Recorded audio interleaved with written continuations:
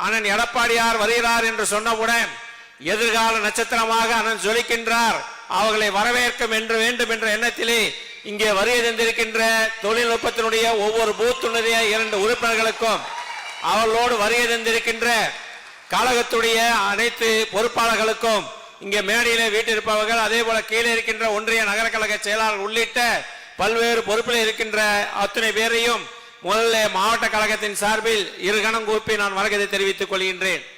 இந்த நிகழ்வு எதற்காக என்று சொன்னால், அண்ணன் அவர்களே நேரடியாக இங்கே வருகிறார் என்று சொன்னால், இன்று செய்தித்தாள்களிலும் ஊடகங்களும் நமக்கு எதிர்ப்பாக இருக்கின்றன. அவர்கள் இந்த ஆட்சிக்கு பயந்து கொண்டு உண்மை செய்தியை கூட வெளியிடுவதில்லை. மக்களுக்கு நேரடியாக உண்மை செய்தியை செய்ய வேண்டும் என்று சொன்னாலும், அதே நேரத்தில் இன்று முழுமையாக மக்களுக்கு சென்றடைய வேண்டிய செய்தி என்று சொன்னால் அது சமூக வலைதளம்தான்.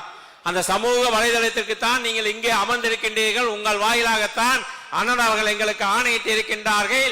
தேர்தலை சந்திக்க வேண்டும், மக்களை சந்திக்க வேண்டும், அவருடைய பொய் பிரச்சாரங்களை முறியடிக்க வேண்டும் என்பதற்காக இங்கே இளைஞர் பட்டமாக வந்திருக்கின்றீர்கள் அத்தனை பேரும். ஆக இந்த 2 மாத காலத்திலே நாடாளுமன்ற தேர்தல் வர இருக்கின்றது.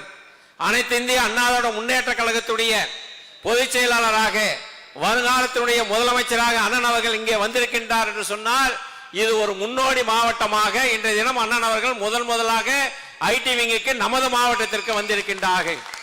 ஆக இந்த மாவட்டத்தினுடைய முக்கியத்துவம் கருதி நாம் கடந்த காலத்திலே சிறிது தொய்வின் காரணமாக ஏமாந்து விட்டோம். ஆனால் இந்த முறை வர இருக்கின்ற நாடாளுமன்ற தேர்தலிலே நமக்கு சங்ககிரியை தவிர 5 தொகுதிகள் இங்கே இருக்கின்றது. அதே போல குமராபாளையம் தொகுதி ஈரோடு நாடாளுமன்றத்திற்கு வருகின்றது. இந்த 6 சட்டமன்ற தொகுதியிலும் மற்ற தொகுதிகளை காட்டிலும் அதிக வாக்கினை பெற்றுத்தர வேண்டும் என்று அண்ணன் அவர்கள் இங்கே வந்திருக்கின்றார் என்று சொன்னால் அதற்கு நாம் கடுமையாக உழைக்க வேண்டும். ஆக இன்றைய காலகட்டம் என்ன காலகட்டம்? சமூக வலைதளின் வாயிலாகத்தான் பிரச்சாரம் நடைபெற்றுக் கொண்டு இருக்கின்றது.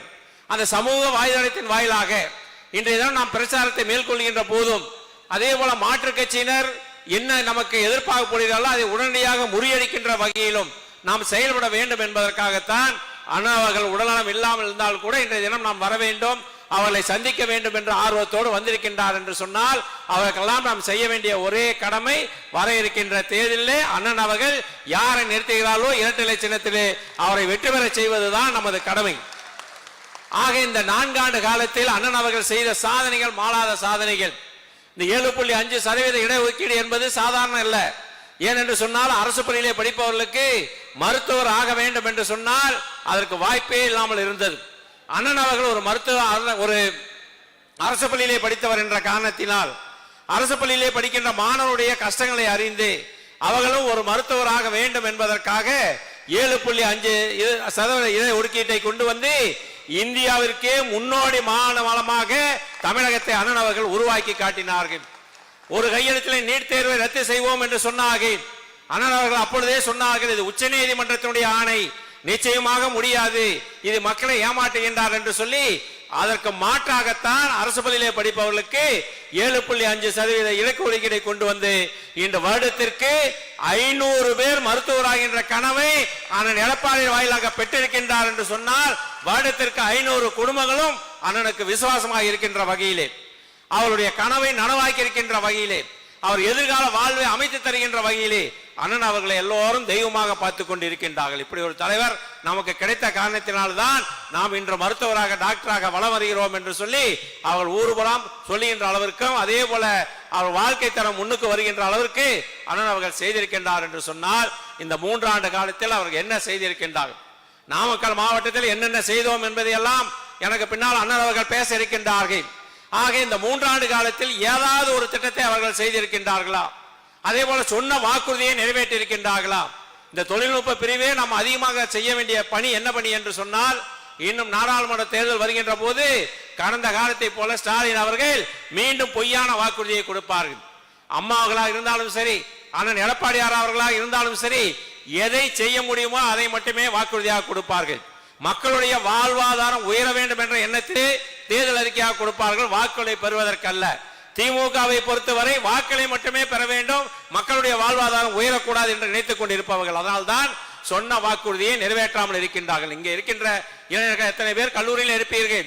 உங்களுடைய கனவாக நாங்கள் கல்லூரி கடனை அத்தனையும் அரசு வங்கியாக இருந்தாலும் சரி, கூட்டுறவு வங்கியாக இருந்தாலும் சரி, யாரெல்லாம் கல்லூரியிலே படிப்பவர்கள் கடன் வாங்கியிருக்கின்றனோ அத்தனை பேருக்கும் தள்ளுபடி என்று சொன்னார்கள். அதை நம்பி மக்கள் வாக்களித்தார்கள். ஆனால் இன்று என்ன நடக்கிறது என்று சொன்னால், வங்கியில இருந்து கந்துவட்டிக்காரனை போல ஒரு ஏஜென்சி மூலமாக யாரெல்லாம் கடன் பெற்றிருக்கின்றார்களோ அவர்கள் வீட்டுக்கு வந்து ஒன்னா வீட்டை ஜப்தி செய்வோம் என்கிறார்கள், இல்லை என்றால் மாணவ மாணவிகளை நாங்கள் கைது செய்வோம் என்று தினந்தோறும் மிரட்டிக் கொண்டு இருக்கின்றார்கள். என்னிடத்திலும் சட்டமன்ற உறுப்பினர் நாங்களும் கிட்டத்தட்ட ஒரு 10 முறை மாவட்ட ஆட்சியரை சந்தித்து இது போன்ற நிகழ்வு நடைபெற்றுக் கொண்டு இருக்கின்றன, அதை நிறுத்த வேண்டும் என்று நாங்களும் கேட்டுக்கொண்டு இருக்கின்றோம் என்று சொன்னால், அந்த இளம் பிஞ்சுகளுடைய மனதிலே எவ்வளவு கஷ்டம் இருக்கும். நம்பி வாக்களித்த அந்த இளைஞர்கள் எந்த அளவுக்கு கஷ்டப்பட்டு கொண்டு இருக்கின்றார்கள். ஆனால் அண்ணன் அவர்கள் சொல்லாத வாக்குறுதியாக இந்த நீட் தேர்வை ரத்து செய்ய முடியாது என்பதை அறிந்து, ஒரு அரசு பள்ளியிலே படித்தவர், கிராமத்து மாணவருடைய கஷ்டங்களை தெரிந்தவர் என்ற காரணத்தினால்தான் யாருமே கேட்காமல் 7.5% இடஒதுக்கீடை கொண்டு வந்ததின் காரணமாக இன்று மருத்துவக் கல்லூரியிலே மருத்துவர்களாக வருகின்ற வாய்ப்பை பெற்று தந்திருக்கின்றார். அது மட்டுமல்ல, இங்கே இருப்பவர்கள் வெவ்வேறு மாநிலத்திற்கும் மாவட்டத்திற்கும் செல்ல வேண்டி இருக்கின்ற காரணத்தினால் எங்களுடைய கோரிக்கை எல்லாம் கேட்டு நாமக்கல் மாவட்டத்திற்கு மருத்துவக் கல்லூரியும் கொண்டு வந்திருக்கின்றார் என்று சொன்னால், இதை தவிர வேறு என்ன சாதனை? கடந்த காலத்தில் ஏதோ பொய்யான வாக்குறுதியை நம்பி வாக்களித்து விட்டார்கள். இப்பொழுது மக்கள் தினந்தோறும் அண்ணன் எப்பொழுது தேர்தல் வரும், அண்ணன் எப்பொழுது முதலமைச்சராக வருவார்தான் என்றுதான் செல்கின்ற இடமெல்லாம் கேட்டுக்கொண்டு இருக்கின்றார்கள். அந்த அளவிற்கு தமிழக மக்களுடைய எதிர்பார்ப்பு, அண்ணன் மீண்டும் எடப்பாடியார் அண்ணன் அவர்கள் தமிழகத்துடைய முதல்வராக வர வேண்டும், ஏழைகளுடைய வாழ்வு உயர வேண்டும் என்ற எண்ணம் பட்டி தொட்டியிலிருந்து நகரம் வரை ஒலித்துக் கொண்டு இருக்கின்றது. ஆக அதற்கு நாம் செய்ய வேண்டிய பணி, தேர்தல் என்று வந்தால் வாக்கில் கேட்பது ஒரு புறம், ஆனால் நீங்கள் உங்களுடைய பணிதான் இந்த காலகட்டத்திலே வளர்ந்து வந்துகின்ற விஞ்ஞான உலகம். இந்த விஞ்ஞான உலகத்தில் உங்களுடைய பணிதான் மிக முக்கியமான பணியாக இருக்கின்றது. ஒரு மாற்றுக் கட்சி நம்மை பற்றி போட்டார் என்று சொன்னால் உடனே அதற்கு மாற்றாக நாம் போட வேண்டும். அப்பொழுதுதான் மக்கள் நம்புவார். இல்லை என்றால் ஒரே செய்தி வருகின்ற போது நம்மை பற்றி தகவல் தெரியாமல் போய்விடும். ஒரு இயக்கம் இருக்கின்றது, வெறும் வாட்ஸ்அப் வைத்தே ஒரு இயக்கத்தை நடத்தி கொண்டு இருக்கின்றார்கள். ஆக நம்மளை போன்று இல்ல, இங்க இருக்கின்ற தொண்டர்கள் அத்தனை பேரும் மக்களை சந்தித்து வாக்குகள் கேட்கின்றவர்கள் தான் அனைத்து இந்திய அண்ணா முன்னேற்ற கழகத்தை சேர்ந்தவர்கள். ஆக அந்த வகையிலே உங்களுடைய பணி மிக முக்கியமான பணி. இந்த 2 மாத காலம் இருக்கிறது என்று சொன்னால் மிக முக்கியமான பணி. அதற்கு ஒரு உதாரணத்தை சொல்ல வேண்டும் என்று சொன்னால், நமது தொழில்நுட்ப பிரிவை சேர்ந்தவர்கள் ஒரே ஒரு செய்தியை போட்டார்கள், கண்டா வர சொல்லுங்கள் என்று ஒரு செய்தியை போட்டார்கள். அது எந்த அளவுக்கு மக்கள் மத்தியிலே பிரபலமாகியச்சு. அதை முறியடிப்பதற்காக திமுக நமக்கு எவ்வளவு எகென்ஸ்டாக போட்டார்கள், உடனே நமது மக்களும் அதுக்கு மாற்றாக எந்த அளவுக்கு போட்டார்கள் என்பதையெல்லாம் நீங்கள் பார்த்து கொண்டு இருக்கின்றீர்கள் என்று சொன்னால், இதைத்தான் நாம் செய்ய வேண்டும், அதைத்தான் அவர்கள் எதிர்பார்க்கின்றார். அந்த பணியை நாம் சரியாக செய்துவிட்டோம் என்று சொன்னால், செய்து முடித்ததுக்கு பின்னால் வாக்காளர்களை முழுமையாக வாக்களிக்க நாம் அழைத்து சென்று விட்டோம் என்று சொன்னால் நமது வெற்றியை யாராலும் தடுக்க முடியாது. வெற்றி கனியை அண்ணனிடத்திலே ஒப்படைப்பதிலே எந்த மாற்று கருத்தும் கிடையாது என்பதை நான் இந்த நேரத்தில் உங்களுக்கு தெளிவுபடுத்த கடமைப்பட்டிருக்கின்றேன். ஆக செய்த சாதனைகள் மாவட்டத்திலே மட்டுமல்ல, மாநிலத்திலே மட்டுமல்ல, மற்ற மாநிலங்களெல்லாம் எதிர்பார்க்கின்ற அளவுக்கு 4 ஆண்டு காலத்திலே ஏதோ ஒரு விவசாயி இந்த ஆட்சி ஒரு 20 நாட்கள்ல போயிடும், 6 மாதத்தில் போய்விடும், ஓராண்டு காலத்தில் போய்விடும், இடைத்தேர்தல் வருகின்றது, இடைத்தேர்தலோடு முடிந்து விட்டது என்றெல்லாம் கணக்கு போட்டார்கள். ஆனால் இன்றைய தினம் தமிழகமே எதிர்பார்க்கின்ற ஒரு தலைவராக அண்ணன் எடப்பாடி அவர்கள் வந்திருக்கின்றார் என்று சொன்னால் இதுதான் சிறந்த நிர்வாகத்திற்கு எடுத்துக்காட்டு. அந்த அளவுக்கு 4 ஆண்டு காலத்திலே ஒரு நல்ல நிர்வாகத்தை கொடுத்திருக்கின்றார். அனைத்து தரப்பு மக்களுமே பலன் பெறுகின்ற வகையில் பல்வேறு வளர்ச்சி திட்டங்கள், ஏதோ நலத்திட்டங்கள் கொடுப்பது மட்டுமே அவருடைய வாழ்வாதாரம் உயரம் அல்ல, அடிப்படை வசதிகளையும் செய்து தர வேண்டும், கல்லூரிகளை கொண்டு வர வேண்டும், பாசன வசதியை ஏற்படுத்தி தர வேண்டும் என்று பல்வேறு திட்டங்களை அண்ணன் அவர்கள் கொண்டு வந்திருக்கின்றார். அதன் வாயிலாகத்தான் இன்று தமிழகம் முழுவதுமே அண்ணன் அவர்களை எதிர்பார்த்து கொண்டு இருக்கின்றார்கள்.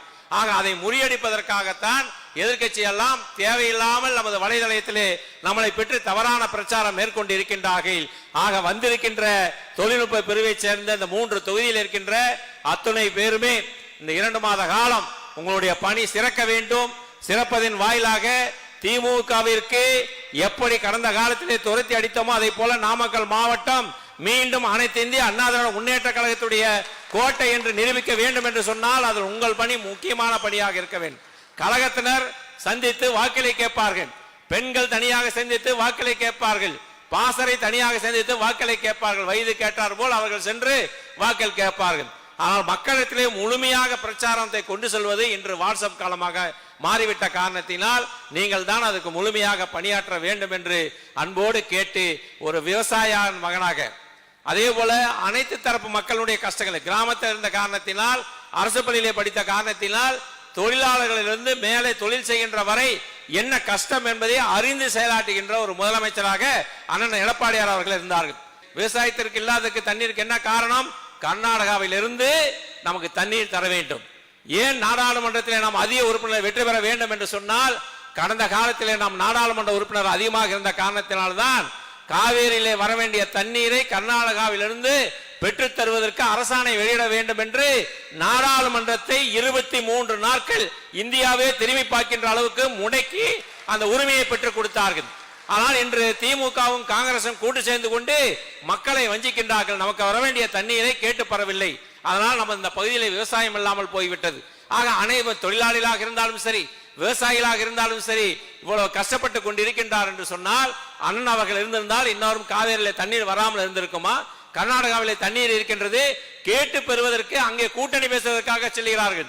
ஆனால் மக்களுடைய கஷ்டங்களை புரிந்து மக்களுடைய தண்ணீரை பெற்றுத்தர வேண்டும் என்ற எண்ணம் இந்த ஆட்சியாளருக்கு ஸ்டாலின் அவர்களுக்கு இல்லை என்பதை நீங்கள் பொருந்த வேண்டும். இதற்கெல்லாம் யார் வந்தால் சரியாக இருக்கும்? அண்ணன் எடப்பாடியார் அவர்கள் வந்தால்தான் நமக்கு அனைத்து தரப்பு மக்களுமே வாழ்வாதாரம் உயர்கின்ற வகையில் ஒரு நல்லாட்சி கிடைக்கும். அதற்கு நீங்கள் இந்த வருகின்ற நாடாளுமன்ற தேர்தலில் உங்கள் பணி சிறக்க வேண்டும் என்பதற்காகத்தான் இங்கே இந்த கூட்டத்தை கூட்டி முதலாக இங்கே வந்திருக்கின்றார்கள்.